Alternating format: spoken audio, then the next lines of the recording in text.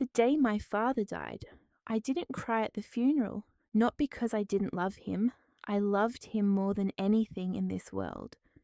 I cried for weeks before that day, alone in hospital hallways, in parking lots, in the shower where no one could hear me. But at the funeral, I couldn't cry because I was watching her, Diana, my stepmother, standing at the front of the room in a black dress that cost more than my monthly rent, accepting condolences with the practiced grief of someone who had rehearsed it, dabbing her eyes with a handkerchief, squeezing people's hands, playing the role of the devoted wife. And I knew that she had helped kill him, not with a weapon, not with poison, something slower, something more calculated. She had stolen the one thing my father needed to survive: time. My name is Claire. I'm 34 years old.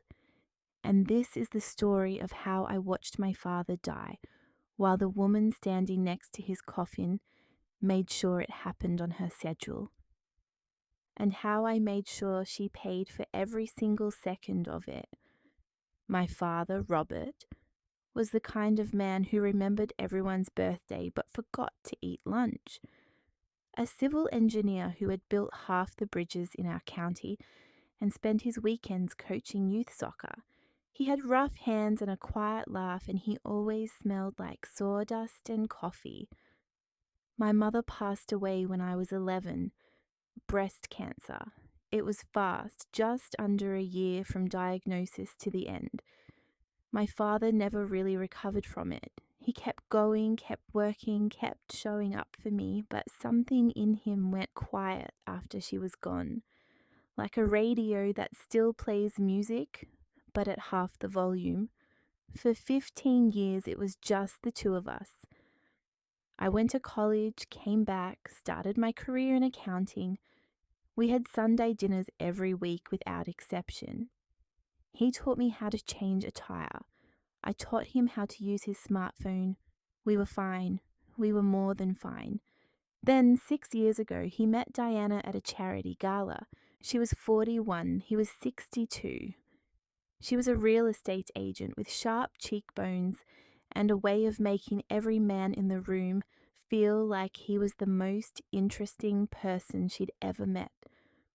My father called me the night after they met, and he sounded like a teenager. I hadn't heard that lightness in his voice since before my mother died. I wanted to be happy for him. I tried to be happy for him. But from the very first dinner, something felt wrong. Diana was polished in a way that felt like armor. Every sentence was calibrated.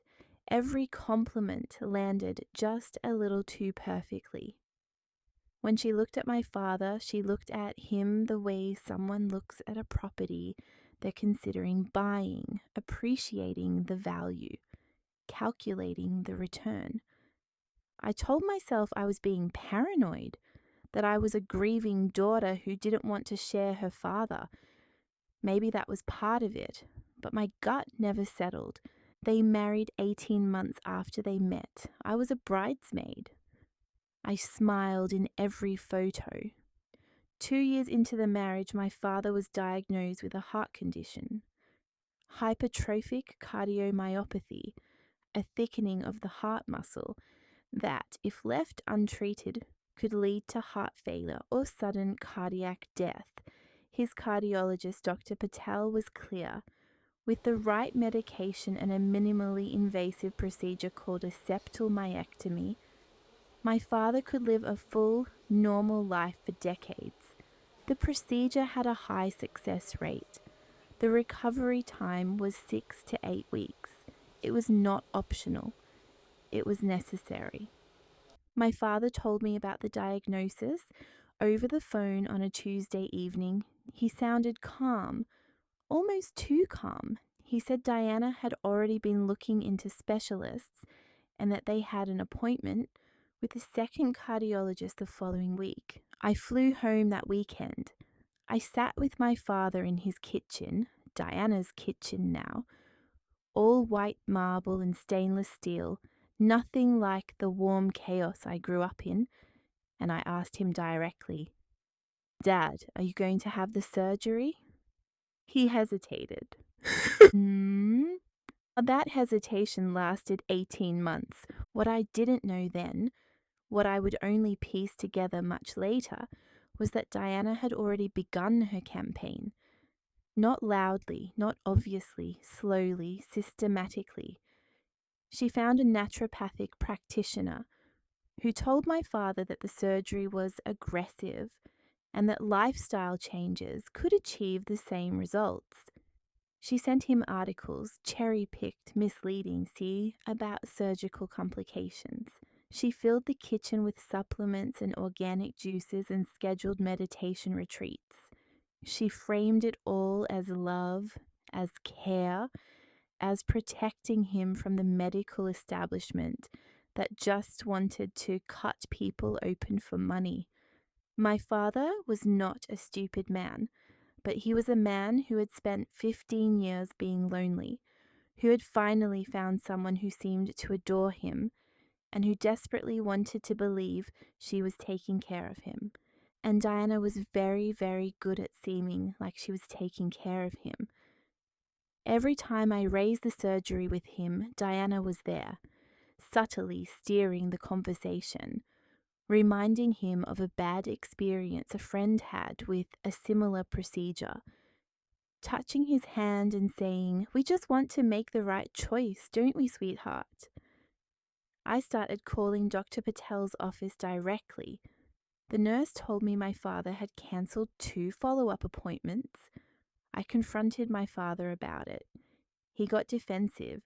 The only times he ever got defensive with me were when Diana's decisions were being questioned. I started keeping notes. Over the next year, my father declined. Not dramatically at first. He got tired more easily. He stopped coaching soccer. He sold his woodworking equipment because he said he couldn't keep up with it. Every time I visited, there was a new supplement on the counter and a new reason why the surgery could wait just a little longer. Diana, meanwhile, was quietly reorganizing. 6 months after the diagnosis, my father rewrote his will.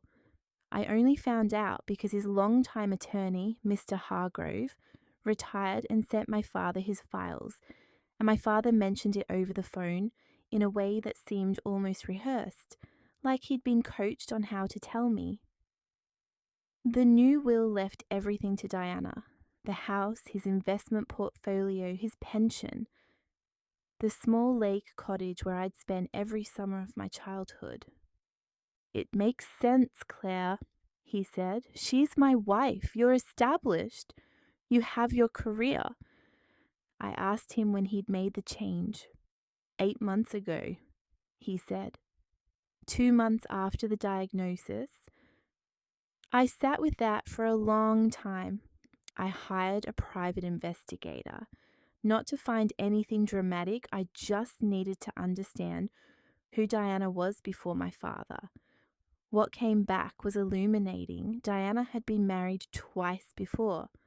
Her first husband had died of a stroke at 58. A man who, by all accounts, had been perfectly healthy until the last year of his life.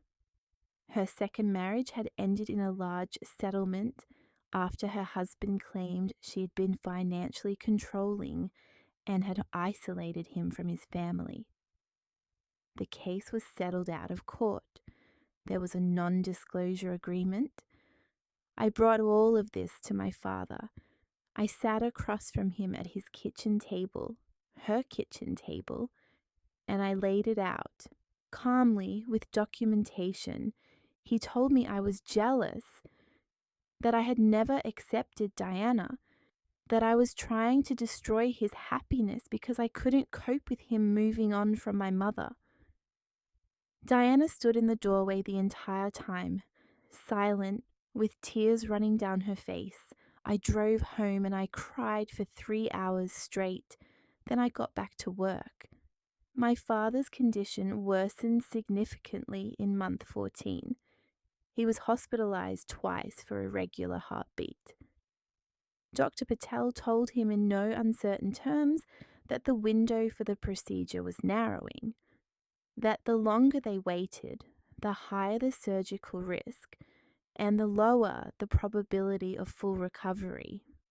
Diana scheduled another consultation with the naturopath. I have never in my life wanted to scream as badly as I did in that period. I was watching my father die in slow motion, and the person standing closest to him was holding the door closed. My father had a cardiac event at home on a Saturday morning in March. Diana called 911. By the time the paramedics arrived, he was unconscious. He survived, but the damage to his heart was significant. Dr. Patel told us that surgery was now a much higher risk option. Not impossible, but the outcome was considerably less certain than it would have been 18 months ago. My father spent 11 days in the ICU. On day 4, when Diana had gone to the cafeteria, I sat next to his bed and held his hand, and I asked him quietly if he understood what had happened. He was weak, but he was lucid.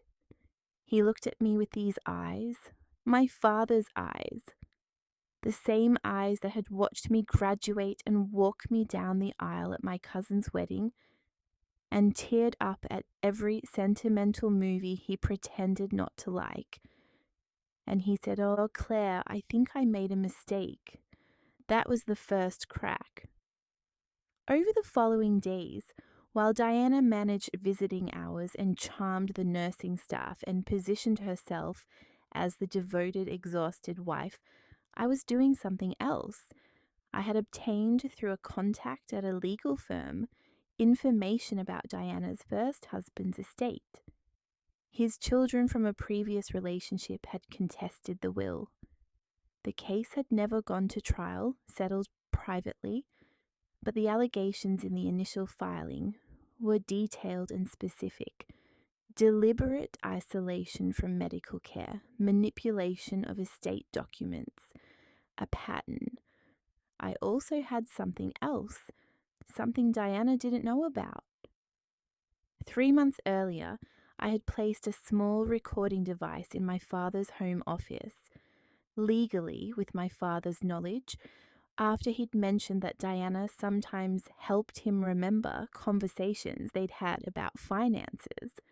We had done it together, actually, on a Sunday afternoon when Diana was at a spa appointment.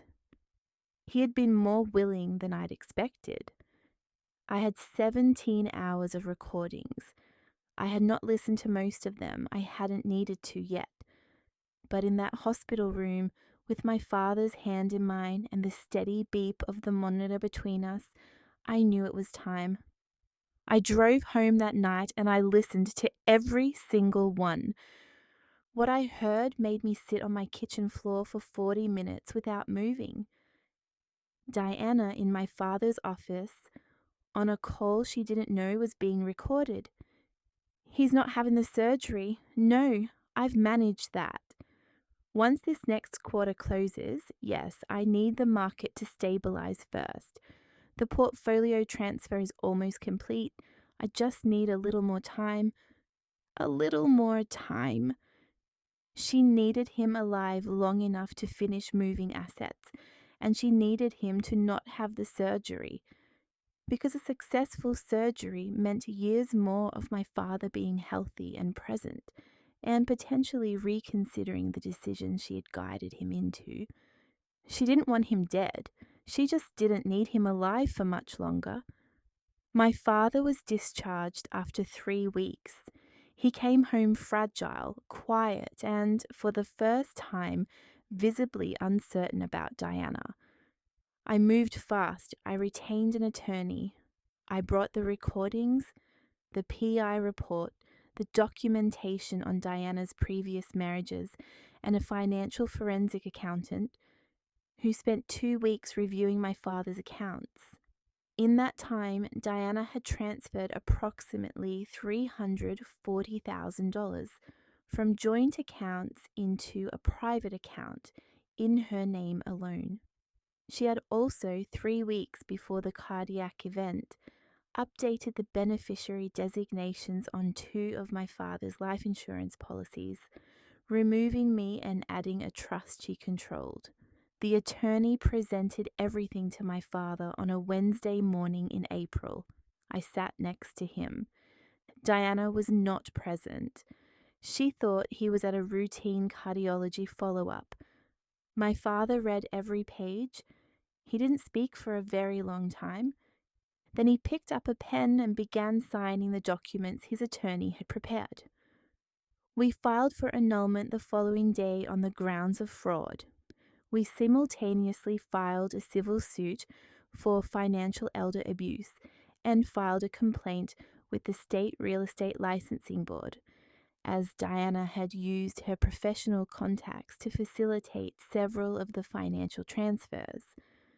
Diana arrived home that Wednesday evening to find my father sitting at the kitchen table with his attorney, 2 copies of the annulment filing, and a locksmith who had just changed every lock in the house.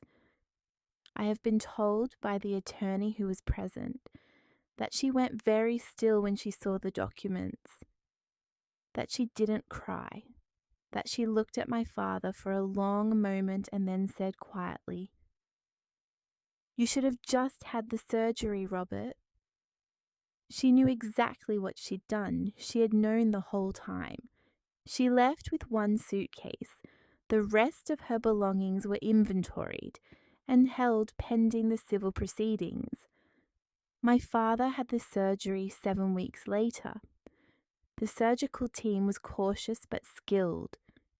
The procedure took 4 hours. I sat in the waiting room alone and I prayed to my mother, and I bargained with whatever is out there in ways I'm not proud of. He came through. Recovery was harder than it would have been 18 months earlier. There were complications. There were 2 additional weeks in the hospital. But he came through. He's not who he was before the diagnosis. Not physically, he tires more easily. He can't do everything he used to. But he's here. He's at Sunday dinners. He laughs at his own jokes. He texts me memes at 7 a.m. The civil case was settled 14 months later.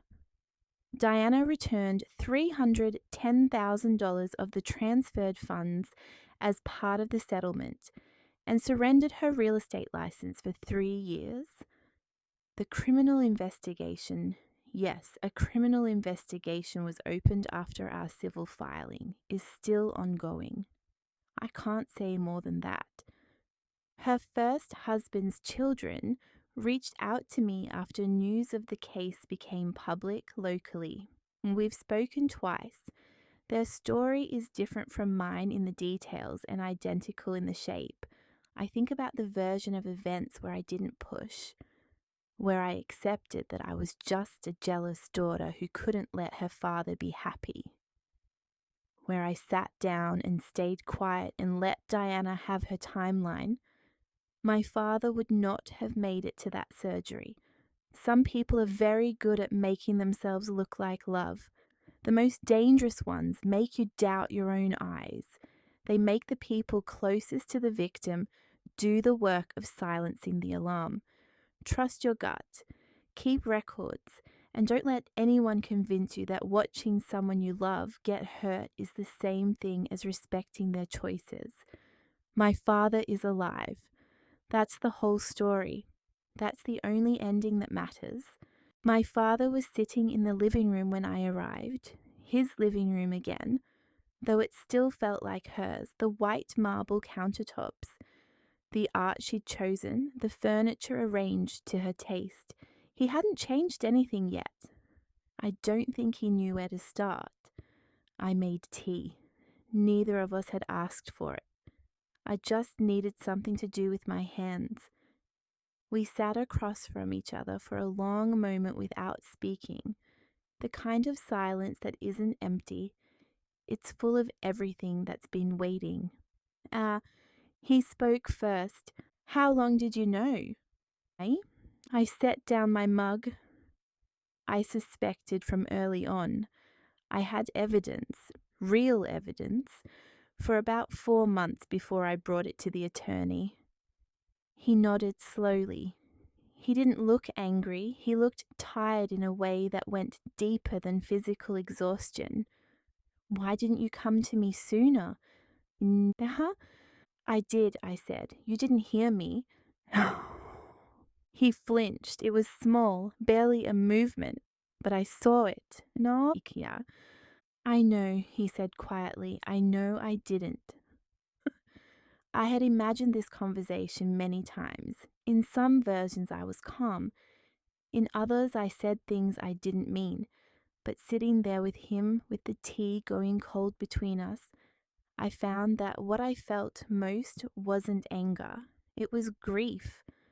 The specific grief of watching someone you love be deceived and knowing there was nothing you could do to speed up the moment they finally saw it.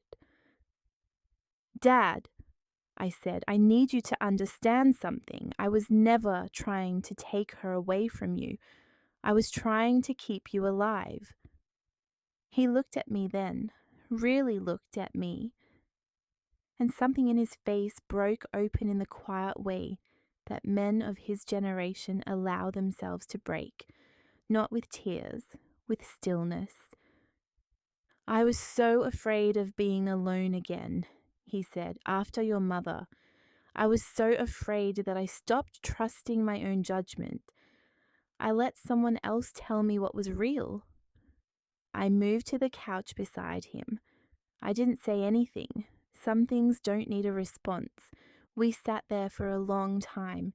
He told me about the moments he'd had doubts and pushed them away, the times he'd caught inconsistencies in Diana's stories and chosen not to pull the thread, the way she had made his world smaller. Slowly, so gradually, he hadn't felt the walls closing in until there was barely any room left. I told him about the nights I'd sat in parking lots outside his house, not knowing whether to knock, the recordings I'd listened to alone at my kitchen table, the attorney appointments I'd attended without telling him, not sure if he'd ever be ready to hear what I'd found. I'm sorry, Claire. His voice was low. I'm sorry I called you jealous. I'm sorry I chose her version of you over the one I already knew. I had waited a long time to hear those words, and when they came, they didn't feel like victory. They felt like relief, like a door finally opening after years of knocking. I know, Dad, I said. I know. We ordered takeout. We ate at the kitchen table, the marble one, Diana's table, and we talked about things that had nothing to do with any of it. He told me about a bridge project he'd consulted on. I told him about a promotion at work I'd almost mentioned 3 times and held back each time because the moment had never felt right. At some point, he laughed at something I said, a real laugh, unguarded, and for a moment he sounded exactly like himself, like the man who had coached youth soccer and taught me to change a tire and teared up at every movie he pretended not to like. He was still in there. That was the thing I had been most afraid to lose, and he was still in there. I drove home at midnight. I sat in my car outside my apartment for a while before going in. I thought about my mother, about whether she would have seen Diana coming the way I had. I think she would have. I think she would have stood at the edge of that same conversation and made the same choice I did. To keep pushing, even when it cost something, even when she was called jealous and difficult and unable to let go. I think she would have been proud. I think that's enough.